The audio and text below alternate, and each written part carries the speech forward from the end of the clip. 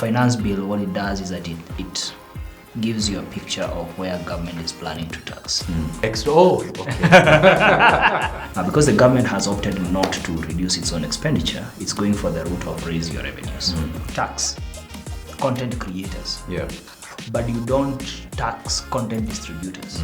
See a road everybody uses. Yeah. Everybody will use it. But a house is just be me who will be living in it. As wow. The breaking point will be at the point we are unable to sustain both levels of expenditure. The only way out for us is cut expenditure. People can only be pushed too far. Big picture time, guys, and if there was a bigger picture that we could paint, I can't imagine what it is, because right now on this particular episode of The Big Picture, we're discussing the economy, specifically taxes and proposals that are being made by the government. So for context, we're recording this on the eve, in a few weeks before the presentation of the finance bill before the National Assembly here in Kenya. The appropriations bill will also be presented, and that essentially will now, both the finance bill and the appropriations bill will present what Kenyans commonly know as the budget as a whole. And I can't remember a time, perhaps with the exception of the presentation of Kenya's first 1 trillion shilling budget, that a budget attracted this much attention, or rather the bills that are going to be proposed attracted this much attention from the public.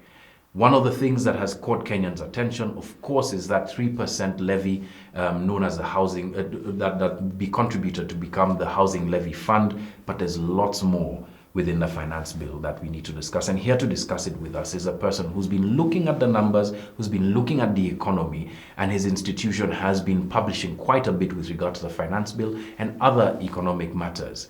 Dr. Abraham Rugo, Country Manager, International Budgetary Partnership, Kenya. Thanks for making it to The Big Picture. Thanks for having me, and thanks for the invite. Yeah, I appreciate it. Right behind you is Mr. Tom Mukwana, our resident fact checker. Extraordinary. Oh, okay.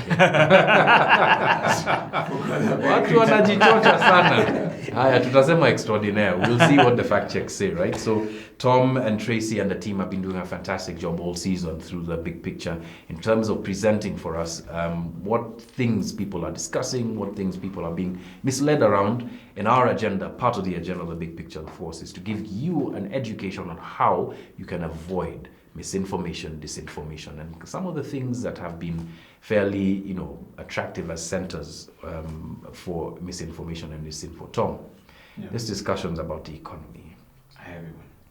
Heavy discussion. Yeah. Has it been a source for misinformation? Yeah, of course. From politicians to people online, all of them just misconstruing exactly these terms. Some terms such as the ratio of debt to revenue, or such complicated terms. I think Abraham is here, so Dr. Abraham will help us debunk some of this, and possibly even expound on exactly the effect it will have on Kenyans in general. It's interesting that you say politicians. I think politicians should have their own category, their own lane when it comes to misinformation, right? But nonetheless, we crack on. Abraham, the last time we had a discussion with you here at Africa Uncensored, we were discussing where the money was going, right? And that time we were discussing the county, the revenues that were going to the county. We had Kamolo Waiganjo and Dr. David D, who is now advising government and perhaps might have had a hand in the discussion that we're about to have in the shape of the finance bill. And today we are asking, where do they want to get the money from, right? Very interesting twist. Correct. Now, you've looked at the finance bill in totality, and I'm sure you've read through it quite a bit. What to you stands out as being extraordinary about this particular finance bill? If you allow me, is also to just say that the finance bill really comes at the very tail end of our budget process for any financial year. Because the finance bill, what it does is that it gives you a picture of where government is planning to tax. Now, taxation in and of itself is not a new thing. So what the finance bill does is every year it repeals, changes, or introduces certain provisions in the different tax-related laws. When I say tax-related laws, there are a couple of laws that are now. The Constitution gives you Article 209 that gives the government, both national and county governments, the power to tax and levy charges of different types. Yeah.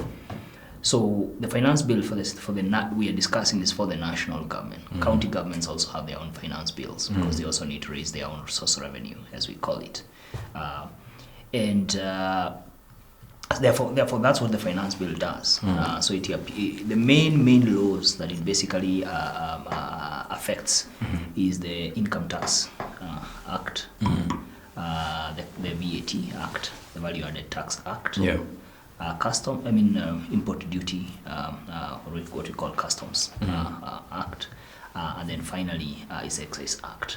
And then we have other miscellaneous tax provisions of different kinds, and also any other levies and charges that the government is planning. So when you read the finance bill for 2023, it comes against a background of, first of all, just sort of recovery from COVID. I say sort of recovery because COVID seems to have just been, almost like that last nail on a coffin of economies that were already shaky, because already debt did not increase because of COVID. Our analysis shows that actually the trend is almost the same as before COVID. Economies are already reaching certain limits in terms of how much they are able to create employment at the current level of growth, and therefore, so that's the first context. The second context is also against the context of a government that comes in and says, hey guys, we are aware of the kind of situation Kenyans are in. We are going to cut our expenditure by 300 billion. Then they don't cut their own expenditure by 300 billion. If anything, their budget seems to be going up. We are waiting for the second supplementary, which should be coming, who knows, any time from now. But the fact is that the numbers actually have gone up. The last time we checked, I think it's gone up by about 12-13 billion. What was able to be cut then was just about 11-12 billion. So then thirdly is then what you see being provided for. There are a couple of things that for me strike. One is taxes that have got across the board kind of effect. A good one is the increment of 16% on petroleum and petroleum products. Remember, this was raised to 8% in the previous, and it raised a lot of storm. What that does is that it inevitably affects the cost of doing business for everybody. And it's a regressive tax if you think about it, because I, who perhaps could be having an income of X amount of money, somebody having an income of 1,000 shillings and one having an income of 100 shillings are both going to be paying the same amount of tax for whatever petroleum. But also it's just the replica effect it has on transport, on production, on movement of goods and services across board. Even tangentially on the cost of food, for instance. Cost of food, yes. Then you have that's a big one in my opinion. The housing levy is interesting because in the first place, I don't think it needs to be in the finance bill. Why not? Because this is a provision for a service that is not expected to be consumed by every Kenyan. You cannot say houses for certain people who are supposed to benefit is the same as a road. See, a road everybody uses. Everybody will use it. But a house is just be me who will be living in it. Two, the targeted category of people, of beneficiaries, is not the targeted group of people for payment. So the target of payment is for salaried Kenyans, but the implied beneficiaries are unsalaried Kenyans, if the words of the president is anything to go by. So I feel it's a distraction, in my opinion, because then you have other taxes, that have been, for instance, increment in transaction costs for mobile services, which affects across almost 90% of yes. the population transacts. So you have a 15%. Yeah. You have a 20%, for instance, deposit on tax disputes, which basically means if Uncensored today has a dispute with KRA of say 2 million shillings, you are supposed to deposit some 400,000 shillings first. Before we discuss. I mean, which presumes then you're guilty. Yeah. And which would discourage me as a tax-paying Kenyan from pursuing that kind of a matter. So I think that's a big one. Isn't that I think just not even in terms of the kinds of questions that it raises as a tax issue, just in terms of natural justice. Correct. Being able to create a roadblock between me and being able to seek justice. A tax tribunal should be someone that somewhere where I go when I feel like I have a challenge. Yeah. That I'm precisely paying too much tax. So it inhibits justice. Yeah.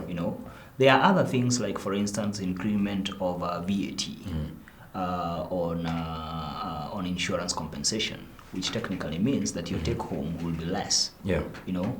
When you make a claim. Now you don't make a claim because you're having a good time. Yeah. You make a claim because you have incurred some had loss. An accident. Why should you incur more loss? But the most ridiculous of all is this increment of turnover tax from 1% to 3% and reducing the band. Yeah.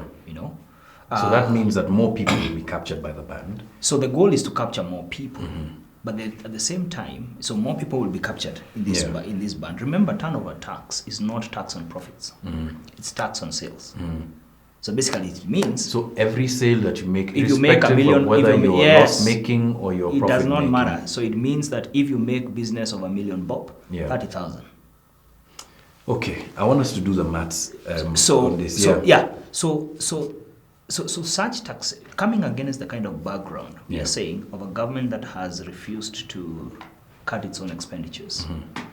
So what you read from the finance bill, beyond the disconnect of the different proposals, the Hingaism, in the whole thing of today you're explaining this, tomorrow you're explaining that, the other day you're saying this, the other day you're saying that, of this whole housing thing, and you're not clear on what exactly you're saying. Who is benefiting? Who told you there's a need of housing? Who told you that we want to pay 3%? Perhaps I want to pay 5% because the kind of house I want cannot be delivered with 3%. And even when you do the math, around that, and we can. So what strikes about this finance bill, and I think that's a reason why it's on one hand not making a lot of concessions in terms of improving the environment for doing business, but is going for every income a business person makes. And this is where I wanted us to do the math, just to be able to contextualize. And you can paint for me whether this is the macro picture. I'll give my example, right? So, say at Africa Uncensored, we were able to sell this show. We sell it for $1 million shillings, right? So I'll have to pay, of course, those standard income taxes. So I'll pay as you earn, right? I'll pay NITA. I'll pay, which are not considered taxes, but I think they are, NSSF, NHIF. It's still mandatory, remissions to government, right? We have the tourism levy fund that I'll also have to pay. Now, there's also a new category of tax for a content creator like me who makes it digital, right? From 5% to 15%. Yes. I am paying this not digital assets tax. It's called digital content creation. Digital content creation tax, right? 15%. Correct. I also am charged 16% VAT on the sales that I make. Correct. I will also be charged turnover tax, right, on the sale that I make. Over and above that, then now we come to the housing levy fund, right? So I was just making the calculation. If 20 of the employees who work at Africa Uncensored earn above 70,000 shillings, that means they're paying the top rate of the tax, which is 2,500. I contribute another 2,500. There's already 100,000 shillings on tax that I'm paying every month over and above every single tax that we make. Is this the macro picture, and how do we expect other businesses like myself, this business or any other to be able to make it in an economy? Yeah, so I think your calculation is correct, because I don't think you will be exempt from any of these taxes. and because the easiest people to collect tax from are those that are already registered. It means that those who are registered will bear the brunt of this. And these are what I call basically almost like a captured taxpayer category. And people who are employed, companies that are registered, and civil servants, both at county and national level, and other government institutions. Yeah. As I've said, the goal that I see with this finance bill is all directed towards collecting more money. What more money are we talking about? The more money that we are talking about, which now tells you this aggressive, direction of trying to collect more, is that in this financial year, 2022-2023, ending in just 30 days, our target was to collect 2.1 trillion. So let's bring it down. Say 210 shillings. And as of end of April, we had collected in terms of ordinary revenue. So this does not include the money we charge, for instance, for immigration services, for your passports, for land transfers, all that we call appropriations in aid. Basically, it's other revenue to government. So that's not ordinary revenue. So the revenue from taxation. Yeah. As of end of April, we have collected 1.5 trillion. Meaning we underperformed. Yes, we had underperformed. So you already have a gap of about 600 billion that you still need to achieve, at least in 2 months' time. Yeah. Then you raise the target from 2.1, the coming financial year you raise it to 2.5 trillion. So already you raised by 400 billion. So we now have a target of what? So literally, assuming the best we will get perhaps is 1.8 trillion this year, it simply means that you have raised your target by 700 billion. Now, 700 billion is not a small amount, because 700 billion is equivalent to the same amount that our deficit, In other words, the difference between how much we plan to spend. Our planned spending is 3.6. 3.6 trillion. Our ordinary revenue 2.5. If you add plus, the other income I've talked about, you're talking about another. Make it 2.9 trillion. On a good day.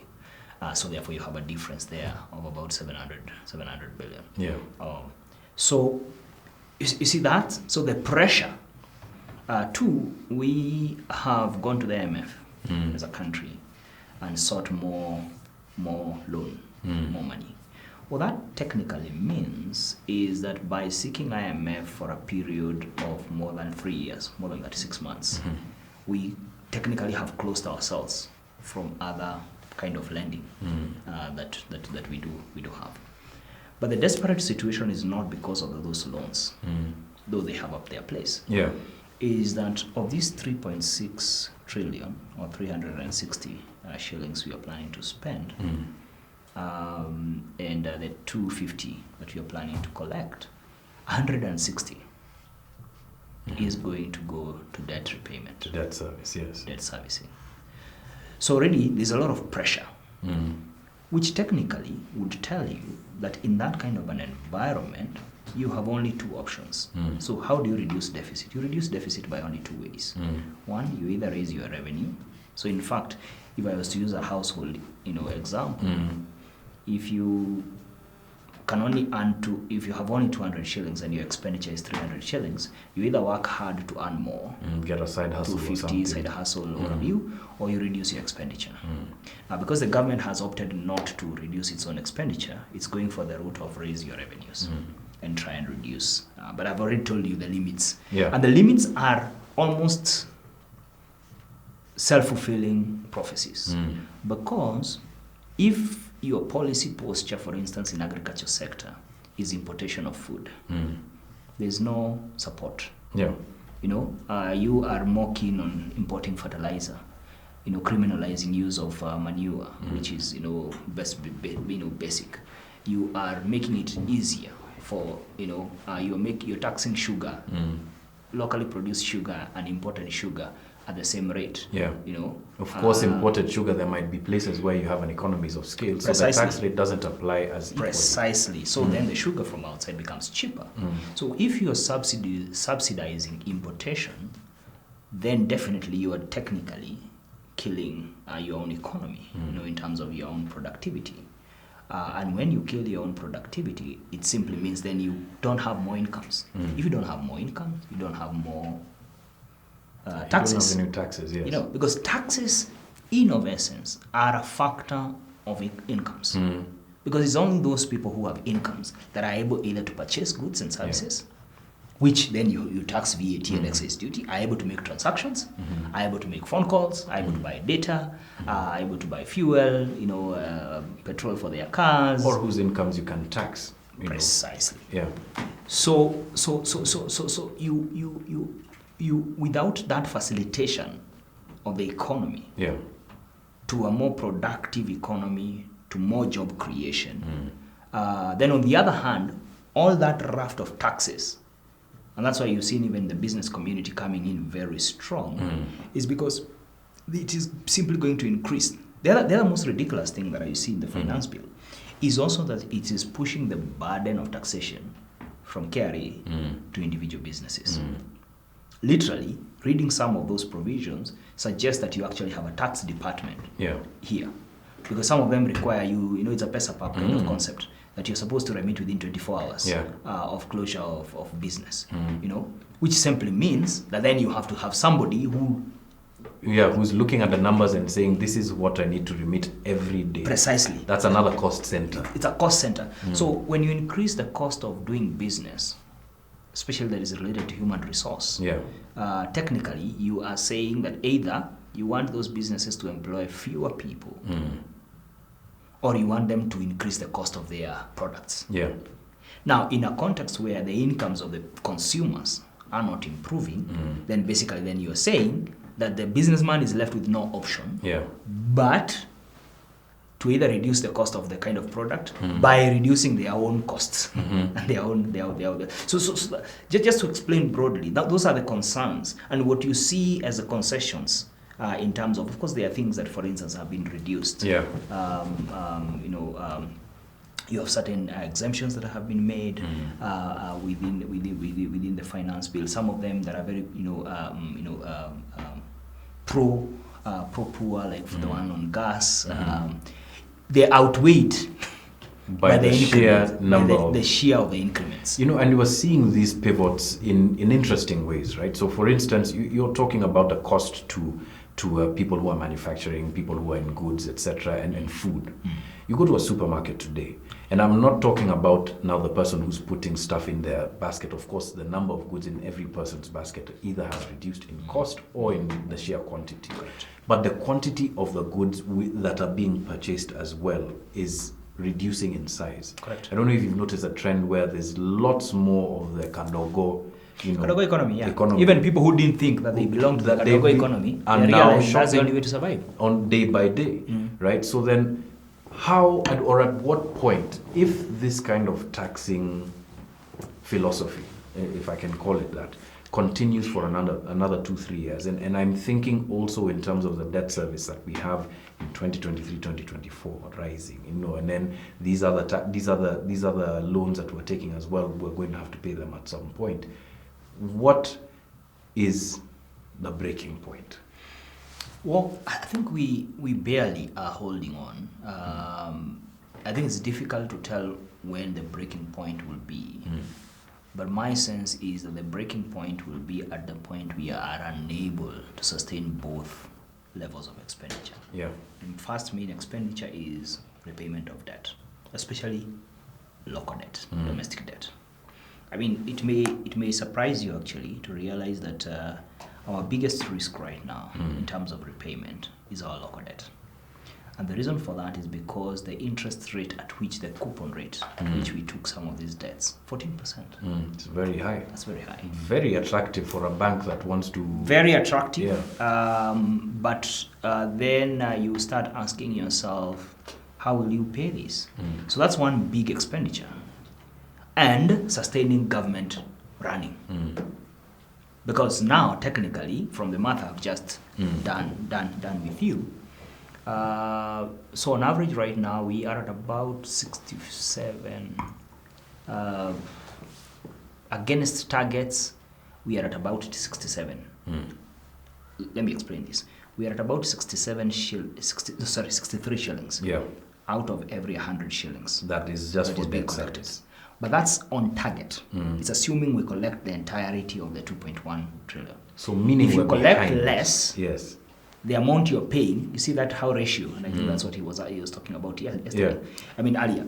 The ratio, if the bigger the amount you collect, the bigger the amount of revenue, the lesser the ratio. The smaller the ratio. Depending on how much you're paying to debt. But you see, the amount you're paying to debt does not change.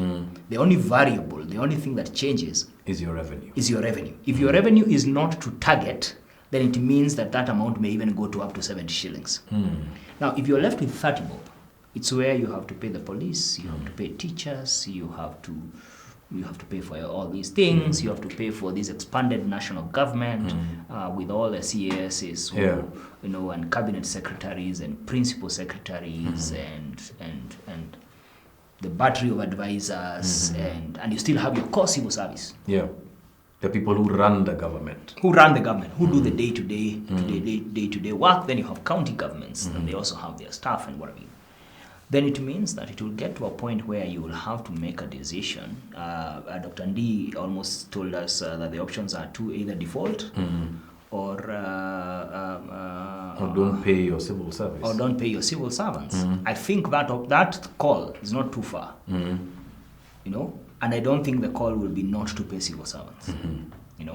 The call will be to default. The call will be to default. What does that mean? What does that mean for Kenya? So, I mean, default is, technically, there are two ways in which it can go. Defaulting in the international market is very expensive. So that might be a big call. But what is default? Default is simply first saying, I will not honor my initial commitments.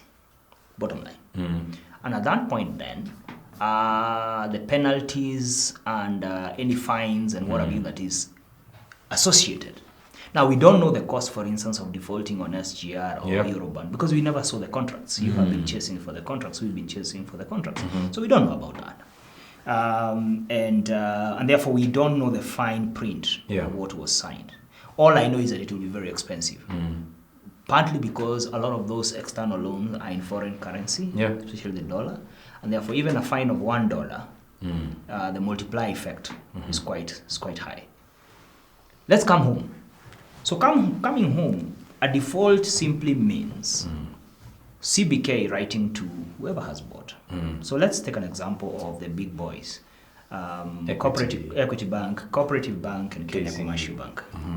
Those are like the big boys who have dominated the bonds market. Because, I mean, I want to say, I think, was it 40% of equities gross profit? Or was from, it's from the bonds market. It's from the bonds about 120 billion. So it's basically government telling Equity Bank, we owe you 480 billion, for instance. We are not able to honor our commitment. Then what does that do to depositors' money? I'm coming there. So basically what it does is that it triggers a banking crisis because you who banks at Equity Bank, so Equity takes a haircut on this side, but nani anakuja kunyoa pande ingine? It's you, the depositor. They tell you, yes, it's true, you have your money, but the central bank has said, it's what happened in Ghana. The central bank has our money. Yeah, we owe you 1,000 shillings, but as of now, we owe you 700 bob. And that 700 bob is not at 14% coupon. It's at 2-3% coupon. So you've reduced. And that 2-3% is you give us a year to recover, then we'll start paying you. So then who do I So they've been slashed. Who do I turn to also now give a haircut? So you turn around and you say, now, you guys, you put in your money in our bank. We, as you can see, we have been shortchanged. We are transferring this down to you. We transfer it to you, and then you are told now, money that you are holding in the bank is no longer. And by the time you're getting there, already you're starting to struggle with things like inflation. Then you have... Which is above the projected inflation rate presently. Currently. So, and then you have now a crisis, a depositors crisis. So you all run to the bank and you want to withdraw. Then they say, no, we don't have enough money in circulation. So whereas you have 700 shillings in the bank, you can only withdraw 250 or 200. So and that's what has happened by and large. Yeah. But the inability even of government not being able to run its own, it's not able to pay. Right now as we talk, government has been making reductions from civil servants, but not remitting. The superannuation scheme, there are delays. Teachers, there have been delays. So they are deducted. They deduct the 8% from the teacher, but they don't remit. They don't remit. They are 15%, they don't remit either. So meaning that there's a hole somewhere. There's a hole, and that's a hole. So it's just to say that a default is not anyone's desire. Yeah. But unless we deal with the expenditure side of things, I worry that you'll finally, you can only Fuliza so much. Yeah. You can go to Tala branch, Fuliza, whatever you. Finally, they catch up with you. Yeah. Because right now, unless you issue a T-bill, there's no money even to transfer to counties. Okay. Because you're already at a negative, and this is not something that was not foreseen. I remember last year, just before the elections, we met with both camps. Yeah. The Azimio camp, we met with Mother Karua, and the Kenya Kwanza. We met William Ruto, His Excellency. He was deputy president then, but the presidential candidate. And we told him, you will be starting on a negative. So whatever decisions you make on your day one, let them be expenditure management. Because when we look at the numbers, that time, just our own projections, it was coming to about 65 shillings per every 100 bob. And it was showing that if you just remove the debt repayment, the statutory obligations, so constitutional offices, what have you, interior, which is basically the police, and military, and counties, and I think teachers, you're already at a negative about 50 billion. Wow. And you haven't gone to agriculture. You haven't gone to agriculture. Which is a multiplier in terms of the economy. You haven't gone to manufacturing. You haven't gone into all these other sectors. You haven't gone into their favorite place, which is infrastructure. You haven't gone to any of those places. So in other words, you are going to technically run the entire government on borrowing. Now, what you see with the finance bill is saying, no, we don't want to borrow so much. Neither do we want to cut our expenditure. We are going to tax you. We are going to tax you. But they are not answering the question of, but our incomes have not changed. Yeah. And those incomes don't look like they are going to change because you're already making the cost of doing business higher.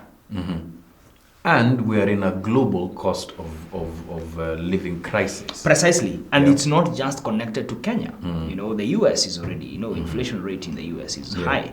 Interest rates are doing what they are doing there. So people are pulling down their dollars to spend at home, to manage things at home. So you still have a lower circulation. Then you have the war.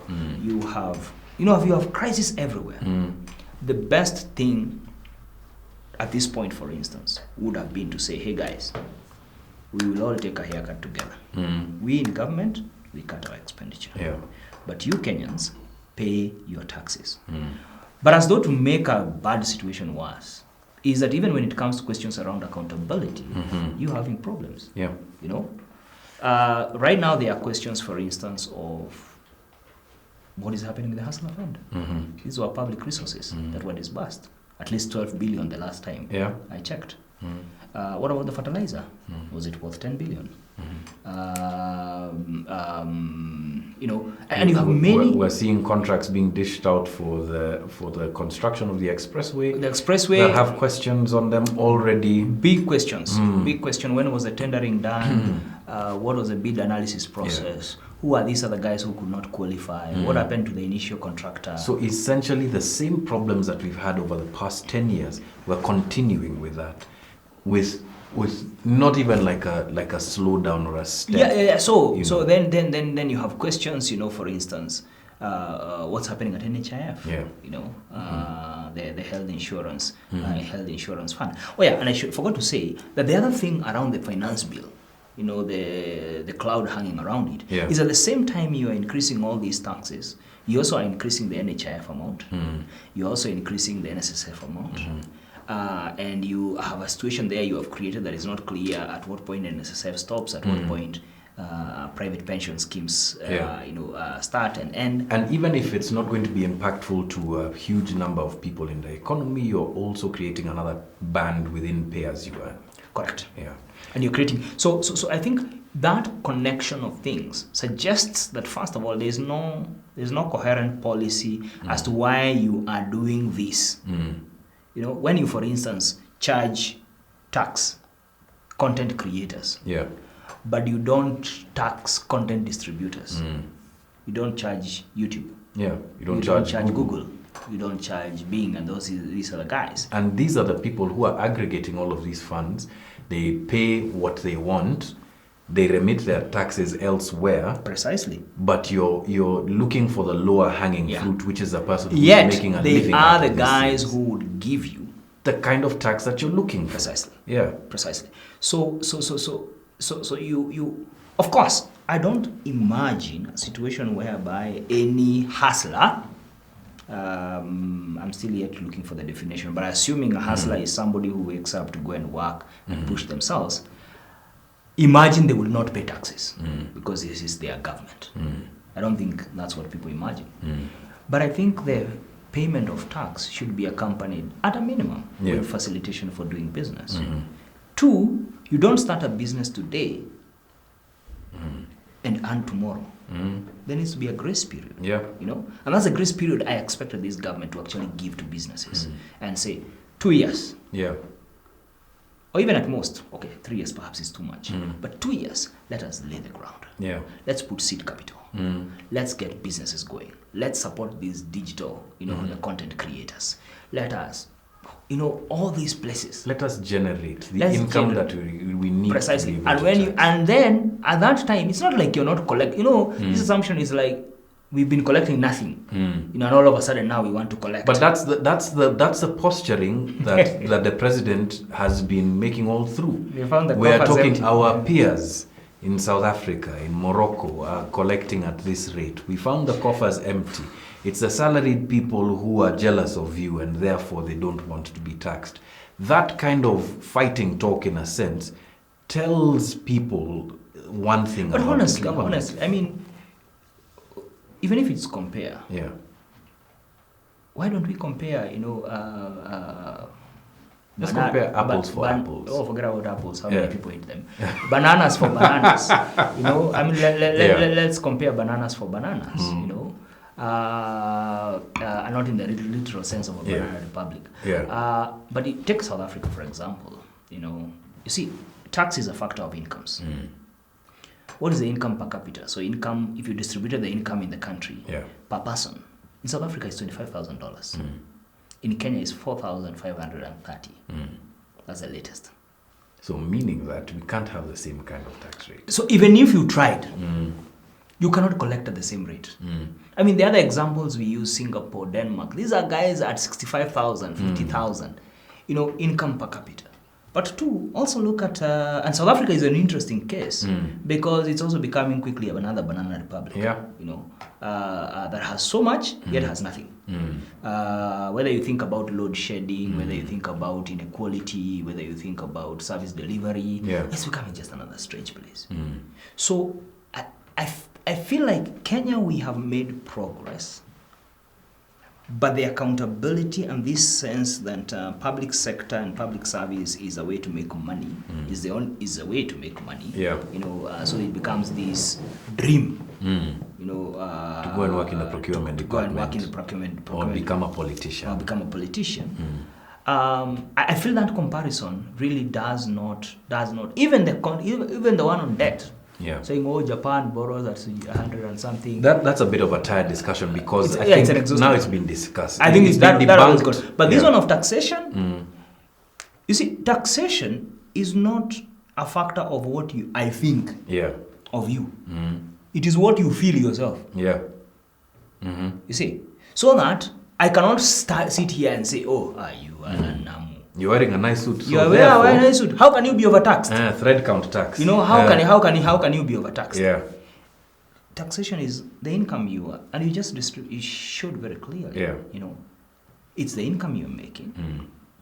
Kenyans' incomes have not changed significantly, at least not in the in the last couple of years. Yeah. Two, of course, you have more businesses operating, but you also have many more businesses that have closed in the same period. True. So we must connect the discussion around how much we want through tax against the kind of incomes people are having. But thirdly, is we must also tie it with the kind of services we are providing. Because you see, taxation is not an end in itself. It's a means to something. It's a means to better service delivery. But if I still have to pay for NHIF, but still start preparing and looking nice to my friends because when the day I have a medical bill, you need a harambe. I need a harambe. Because NHIF is not going to pay everything. Your bills, and some hospitals might not even honor it. No, they might not. And the same thing for education. If I have to pay for taxes to provide education, but I still have to pay for my child, either private or privately provided public schools, and you know what I mean with that, where parents have to come together and say, this is a public school, but we understand. But if we don't chip in, the people suffering is our children. When books are not there, it's our children. So let us facilitate, let's even encourage, motivate, it's called motivational allowance to our teachers. Same case to security. So you cannot demand for your end to be honored when you're not honoring your end in itself. And that is the core of the discussion, because it's interesting that you brought it down to accountability. And for a long time in this country, we've been kicking the can down the road when it comes to accountability, corruption. We've had various iterations. We've put up signs saying this is a corruption-free zone. We've reformed our procurement policies. We've done everything that should and ought to be done to ensure that we manage this corruption discussion. But I'm not wishing this on the country, but perhaps it's now painful enough for Kenyans to take a hard look at the fact that we've actually become the monster that we had wanted to fight at some point and fight it. But I want to ask another question. And this will be my last one because, there's a big amount of questions that I could ask. And it's about something that you raised, which is debt, right? So the debt mix that we have is very interesting. And across the continent, people now have both commercial debt and bilateral debt, right? The debt forgiveness discussion that we had in 1990, right? Can we have it today? No. We are rich people. We are rich? Yeah.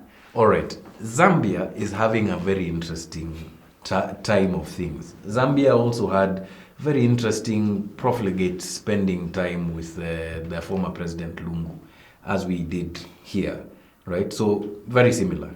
But Haikande Hichilema seems, for all of the things that he's struggling with, to have the right kind of ideas around how to be able to get his country moving again. I'm asking this and perhaps maybe even egging you to give us an example on the continent of who's doing it right. Because we're not the only ones in this boat, but it seems like we're just plugging holes in every corner of the boat, whereas other people are trying to, to take water out and. So who do you think on the continent is doing it better? I think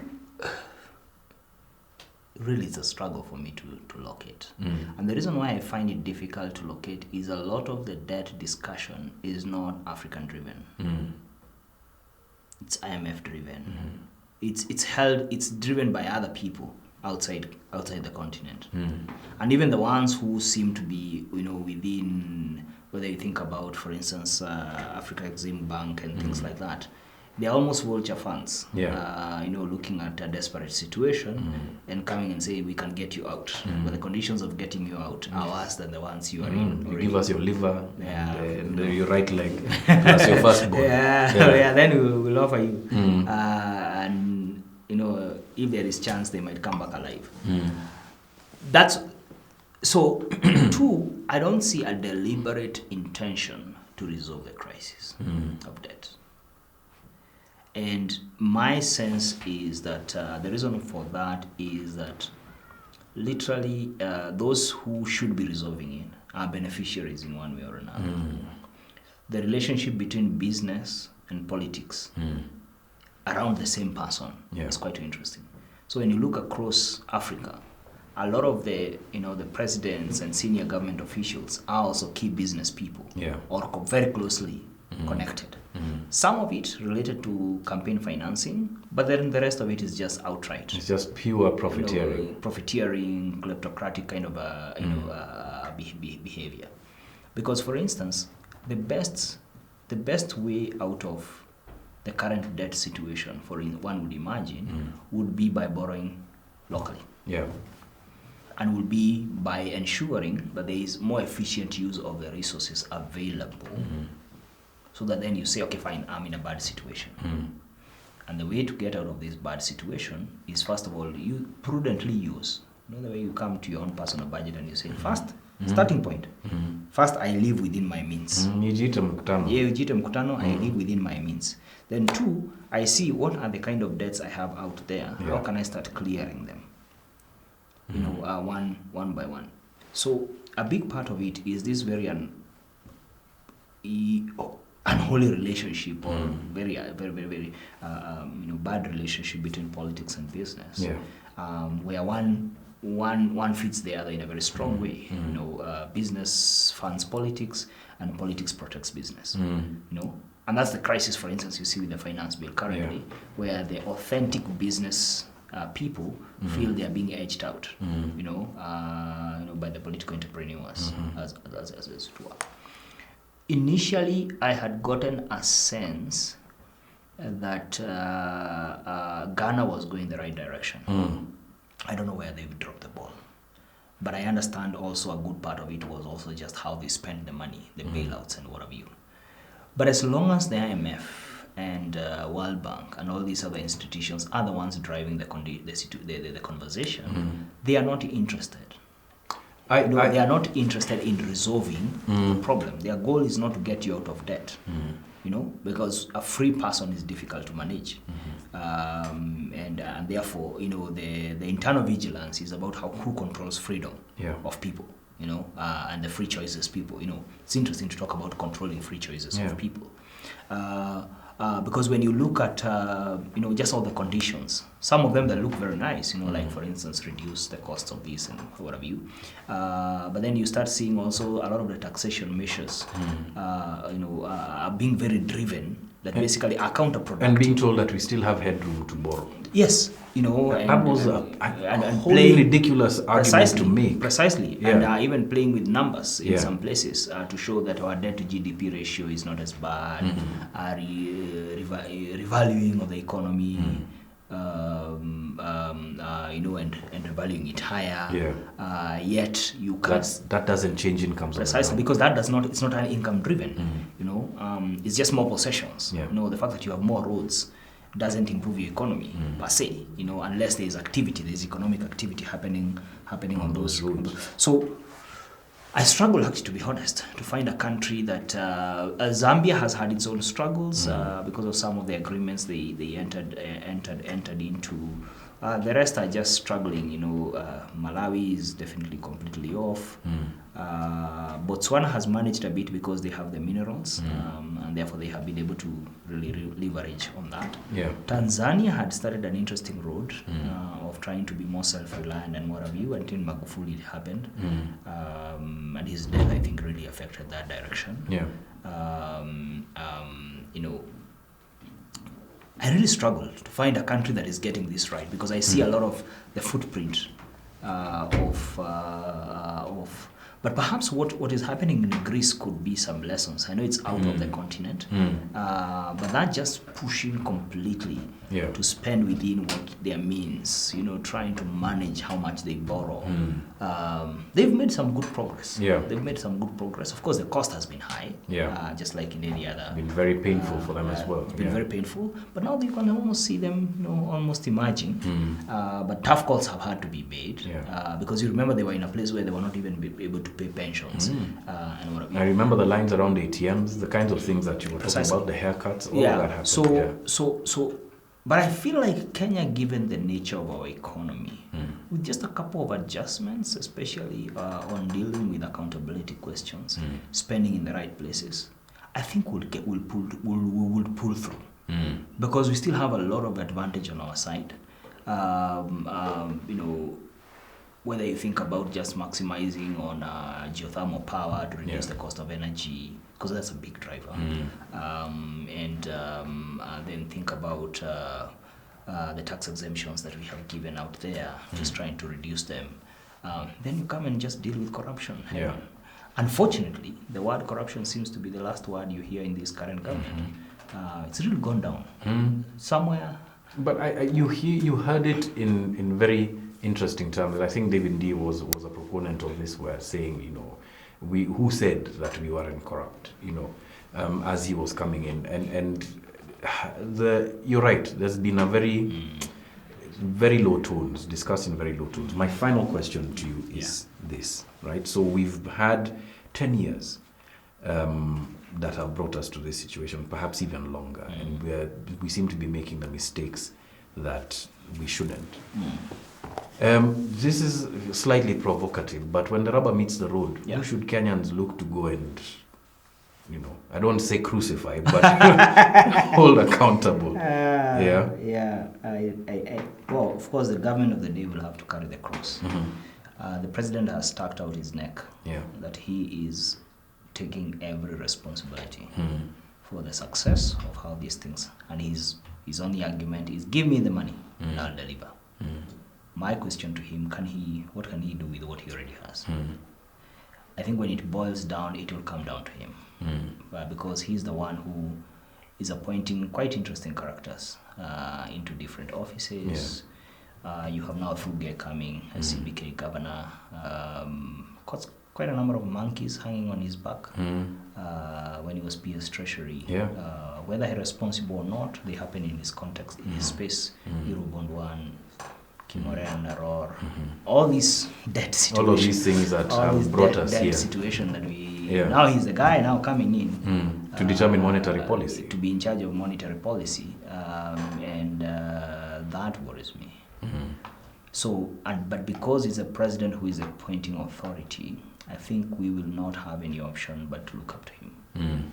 It will all come down to him and the government that he has and the people he has appointed. Wow. I think he's taking that. I think he sees what that would entail and what that would mean. And what it could mean if it goes wrong. If it goes wrong. My concern is that he seems not to be acting in the direction of his conviction. In terms of just saying, okay, fine, you know, I need to, you know, he had said, for me, his conviction was the only way out for us is cut expenditure. How that turned around to become such a big budget. Yes. That shocks me. I am convinced on that initial position that he saw what was the reality. What has convinced him the other way around, you know, and I hope they're not just trying to, because these, you know, models can tell you very interesting things. Because models really, they don't have human interaction, as it were, you know, and just imagining that, you have 3 million people who pay tax returns, and therefore if you collect, you'll get 108 billion every month for housing levy. Every year for housing levy, and therefore that math assumes all that I pay in terms of taxes is that housing levy. That's what it assumes. And it assumes that every employer is planning to increase salaries. Or that every employee doesn't have dependents. Or that every employee doesn't have other commitments. Or that we haven't lived through the past 10 years. Precisely. Right? So I feel we are in a good place to make tough calls. And I think President Ruto can make those tough calls. And making those tough calls is by saying, I'm going to lead by example. You know, first thing he did, for instance, was to almost double the budget to the presidency. You know, from about 8 billion and almost 15. Those sends the wrong signals. You know, because you're saying, now I'll spend the money. You know, yet you actually can do it differently and still come out with a legacy of being a great president who served people. So I think the responsibility will definitely land on him. And of course, you know, the Kenya Kwanza government in its entirety. And my concern is that people can only be pushed too far. Tough words to end this conversation with. Abraham, Daktari, thank you very much for having us. I just want to go quickly to Tom for some of the fact checks that you've been looking at, Tom. Yeah. What are you looking at? So there's this claim claiming that the government is spending 80% of its revenues on debt repayment. That's false. It's around 63, as you rightly mentioned. Yeah. And then another one that claims it's 85%. Wrong figures, greatly exaggerated. Doesn't make the situation better, but they're greatly exaggerated. Then to the president, William Ruto, his comments in an interview in March 29th, I think I'll need you jumping in. He said that the proposals by his government are not punitive. And that there are no taxes that are punitive to Kenyans. And the definition of punitive is something that is difficult to pay or is discouraging to whoever is supposed to give the money. Yeah. And then he goes ahead to say that the taxes are the Kenyans are under-taxed compared to other countries. And he cited Turkey and Morocco, which, as you'd mentioned, their average incomes are vastly higher than Kenya's, right? So that's I think that doesn't make any economic sense. They're not comparable. So I'm just going to ask: are Kenyans undertaxed according to you, Dr. Rugo? Or is he right to say that? Yeah, I think first in his right words, it was that Kenyans are not overtaxed. I don't think Kenyans are undertaxed. What I think is that there are still many Kenyans who don't pay tax. Not I think. I know. Because when you look at the level of even those in informal sector, you're talking about 18 million. 3 million are the ones who pay tax returns. So I think there are still many who find different ways to evade income tax. Let me be clear. Income tax payment. Because other taxes that are excisable, they pay. Excisable, those ones you cannot escape because they are already inbuilt within the costs. VAT, it's difficult. It's difficult to escape. I don't think we are undertaxed. We of course some of the, for instance, when you think about VAT, it's lower. It's lower than the region. The region is 18%. Different other, in terms of the East African community. But then they also have eliminated many other taxes. That's why if you buy something that came from through the port of Mombasa and was transported through Kenyan roads to Uganda, you buy it cheaper in Uganda. because the tax regime is very different. Is very different. I think what makes Kenyans under a lot of pressure is the fact that the burden of taxation, especially on income tax, is on so few.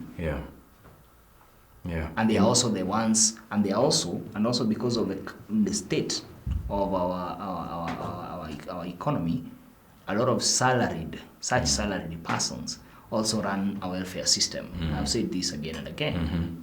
They still support their brothers, their families, people in the rural area. They're the source for the harambes. Anything goes wrong in the house, it's them. In the village, it's them. So all these are compounding factors, and you cannot wish one away. And it's the reality of things. You get a call from home and you're told, hey, this person is sick. And we have to move them to the nearest hospital that is functional. You cannot insist, hey, take them to that dispensary that is out there, which you know very well is closed. Or if it's open, it doesn't have medicine. You're not going to risk like that.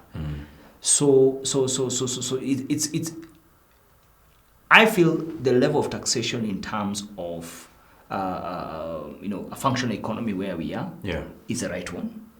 But the factors I've explained before, where there is no service delivery and you still have to do it for yourself, then where there is no accountability on the other hand, I think we are at the right level, and especially if also we bring in more people into that space. But it's not by trying to tax everything. It's by trying to use what you have well and be more accountable. Dr. Rugo, thank you. Thank you so much. Tom, thanks a lot for the question. And I mean, this has been a very grim discussion. But I'm hoping to end it on a lighter note, on a happier note, with a tradition that we have here on the Big Picture, right? So as we were frowning and, crossing our hands and talking about the economy, Luis over here was also creating some economic activity here. And we want to give this to you as our gift. To say thank you for being on the Big Picture. We appreciate the sentiments, albeit very grim ones, but some bitter pills that we needed to swallow. And hopefully this reminds you not just of the tough discussion, but of... it reminds me of the day we were down. Yes. When we rise, you look at this picture. This is so lovely. Yeah, can show it to the camera there and show the audience. This is so lovely, especially my bald. It's so interesting how everybody looks at, look at this feature of mine. Yeah. But Dr. Rugo, thank you very much for joining us here on a Big Picture and for your insights as well. We hope that Kenya does pull through. Of course, we are all in this country. We don't have a Kenya B, and we'd like for everything to be, to go smoothly. But of course, it takes the right kinds of decision making at all levels, but especially at the levels where it matters in terms of our taxes. My name is Allan. Namu, thank you very much for joining us on the Big Picture. If you have money after giving all of that tax away, join our Patreon. Contribute $1, $5, $10. Allow for us to have very interesting guests like Dr. Rugo here, as well as the investigative and in-depth work that we've come to be known for over the past 7 years or so, and for us to be able to keep doing it. That's our pitch to you, and follow our work as well. But thank you very much for joining us once again. We are out. See you on the next episode. Cheers, people.